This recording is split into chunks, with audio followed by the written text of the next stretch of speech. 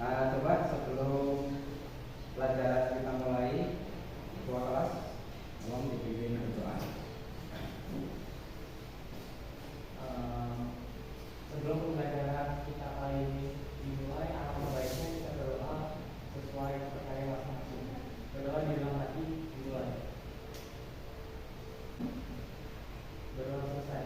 Memberi salam. Assalamualaikum warahmatullahi wabarakatuh. Waalaikumsalam warahmatullahi wabarakatuh. Baiklah, pada hari ini saya akan mengecek dulu tentang kebersihan kelas ya, supaya nyaman dalam belajar. Nah, ini masih ada sampah, tolong diambil ya. Nah, ya, jangan ada sampahnya di bawah meja atau diambil. Ya, dibuang di tempat sampah. Ya, silakan dibuang di tempat sampah.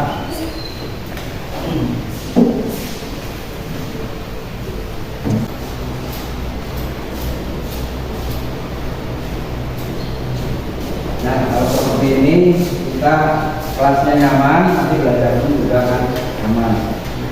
Baiklah, sebelum pelajaran dimulai, saya akan mengabsen dulu ya siswa kelas 11 IPS 4 ya. Aida Nur Kaidia, Rosmania. Hari ini masuk semua ya? Atau ada yang izin? Ada yang izin? Nopal nggak kelihatan nih? Mungkin sakit ya? Kalian semua hari ini harus semangat karena kita akan mempelajari materi kita, yaitu tentang APBN. Tentang apa? APBN.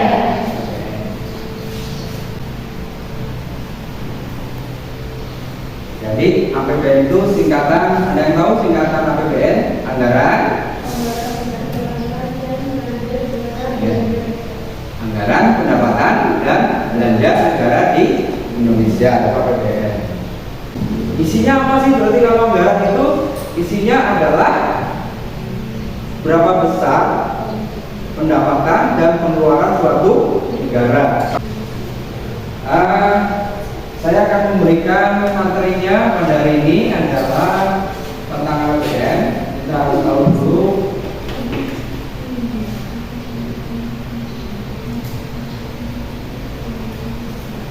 nanti akan diajarkan bagaimana menganalisis APBN dan APBD dalam pembangunan ekonomi.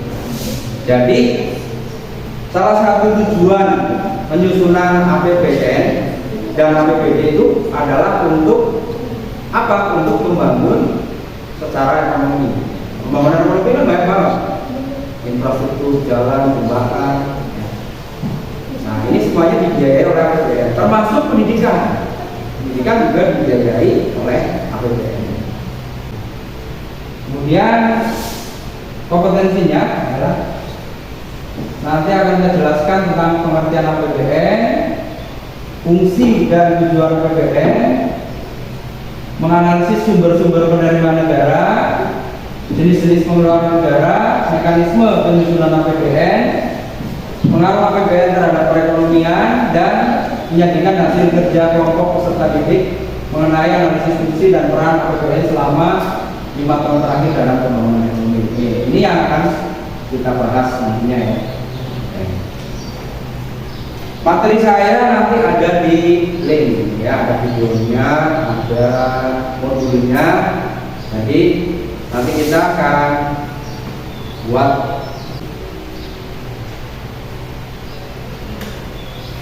kenapa kita harus mempelajari APBN? Kenapa kita harus mempelajari APBN? Sedangkan di dalam rumah tangga saja kita itu ada namanya apa? Rencana pengeluaran dan pendapatan. Berapa yang harus kita keluarkan? Sumber-sumbernya dari mana? Materi saya nanti ada di link ya, ada videonya, ada modulnya. Kenapa kita harus mempelajari APBN? Kenapa kita harus mempelajari APBN? Sedangkan di dalam rumah tangga saja kita itu ada namanya apa? Rencana pengeluaran dan pendapatan. Berapa yang harus kita keluarkan? Sumber-sumbernya dari mana? Kalian datang ke sekolah saja, itu kan ada anggarannya kan? Nah, jadi harus dibuat anggaran. Siapa sih yang kira-kira menetapkan APBN? Ya, siapa yang tahu yang menetapkan APBN siapa? Yo, pemerintah atau DPR yang menetapkan APBN, yang membuat APBN. Kalau yang membuat siapa? Pemerintah atau DPR? Pemerintah. Pemerintah. Kalau yang menetapkan ya Pak, yang menetapkan ya Pak, DPR. Ya. APBN disusun setiap berapa tahun sekali? Setiap tahun sekali. Bahkan negara itu apa aja sih? Dari apa aja? Dari pajak dan non pajak. Kalian simak.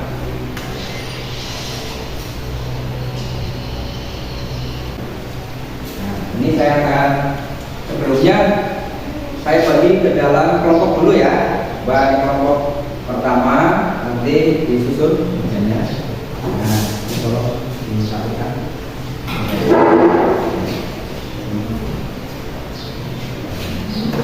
Satu orang minimal 4 ya, satu kelompok minimal 4 orang. Ketua kelompok 1 siapa sebagai kelompoknya? Ya. Wakil ya kelompoknya. Saya bagikan lembar kerja peserta didiknya.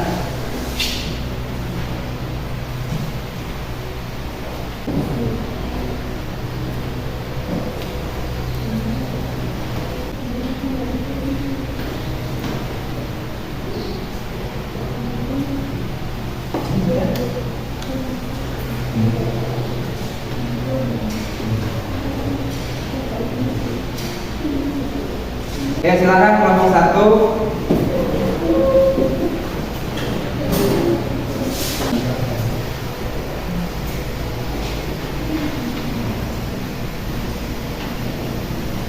Assalamualaikum warahmatullahi wabarakatuh. Waalaikumsalam warahmatullahi wabarakatuh. Kami dari kelompok 1 ingin mempresentasikan hasil dari kerjaan kelompok. Yang pertama, kebijakan apa yang dilakukan pemerintah untuk meningkatkan penerimaan anggaran negara, melaksanakan reformasi pajak secara konsisten dan berkelanjutan, meningkatkan pelayanan kepada wajib pajak dalam bentuk kemudahan pelaporan. Jadi yang pertama apa tadi? Kebijakan apa yang dilakukan pemerintah untuk meningkatkan penerimaan APBN negara? Ya, yang dilakukan pemerintah adalah Melaksanakan reformasi pajak secara konsisten dan berkelanjutan. reformasi pajak secara konsisten dan berkelanjutan. Reformasi berarti apa artinya? Melakukan perubahan secara besar-besaran yang menyeluruh terhadap sektor perpajakan. Karena pajak sebagai salah satu apa tadi pajak? Sebagai salah satu penerimaan sumber pendapatan APBN. Ya. Makanya supaya meningkatkan APBN, ya salah satunya pajak harus direformasi.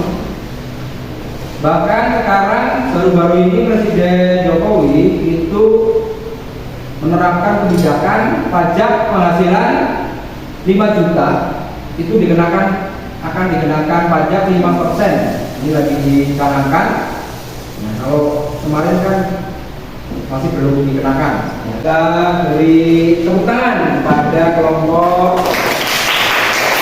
Kita kembali sedikit ya, kita sedikit tentang materi APBN.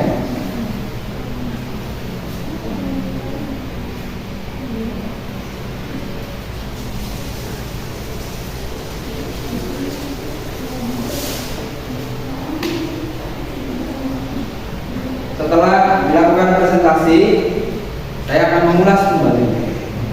Nanti kalian menyiapkan pertanyaan supaya ada pemahaman yang lebih bagus. Jadi konsep dasar APBN itu merupakan sumber penerimaan dan pengeluaran negara yang disusun selama berapa tahun? 1 tahun.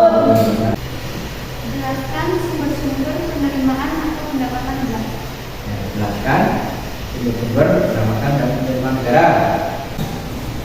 Jawabannya itu ada penerimaan perpajakan dan penerimaan negara bukan pajak. Penerimaan perpajakan dan penerimaan bukan Pajak. ya, itu sumber penerimaan negara. Sekarang saya akan mengadakan kuis, ya, kuis pertanyaan, ya, kuis. Silakan siapa yang bisa menjawab pertanyaan dari Bapak. Nanti akan ada apresiasinya, ya. Mana yang kelompok terbaik, kelompok 1, apakah kelompoknya Rafli, kelompoknya Dinar, Novi atau Marsa. Yang pertama, suatu daftar yang memuat sumber penerimaan dan pengeluaran negara dalam jangka waktu 1 tahun disebut apa? AGNP, GDP, APBN, APBD atau bantuan moneter? Ya, kelompok 3 APBN. Ya, bagus, kelompok 3.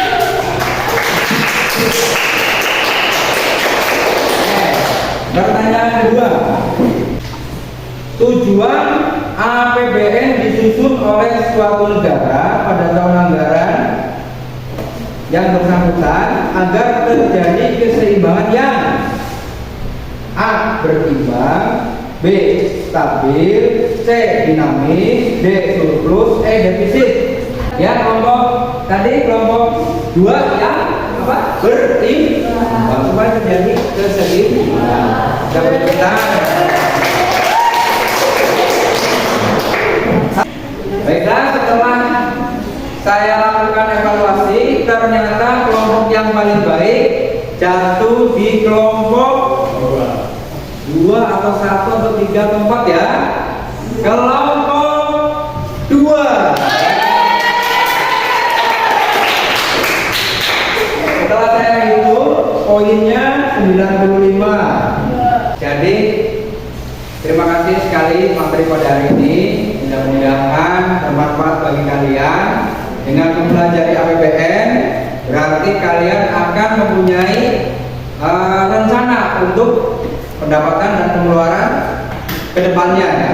Dengan kalian mengetahui APBN suatu negara, berarti kalian akan melihat bagaimana pembangunan ekonomi bisa berjalan dengan baik ya.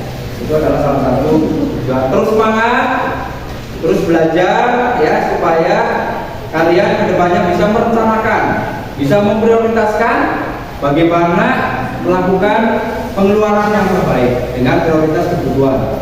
Ini adalah salah satu tujuan daripada mempelajari APBN. Untuk materi berikutnya nanti akan saya berikan minggu depan, yaitu tentang perpajakan ya, tentang perpajakan. Jadi materi minggu besok tentang perpajakan. Kalian nanti silakan pelajari, ada tugas itu yang perlu dikerjakan, silakan dikerjakan. Nanti minggu depan saya akan ulas kembali secara global, secara menyeluruh tentang materi APBN. Sebelum mengakhiri pelajaran ini, silakan kembali lagi ke tempat duduknya masing-masing. Silakan pada ketua kelas untuk memimpin berdoa. Sebelum kita pulang,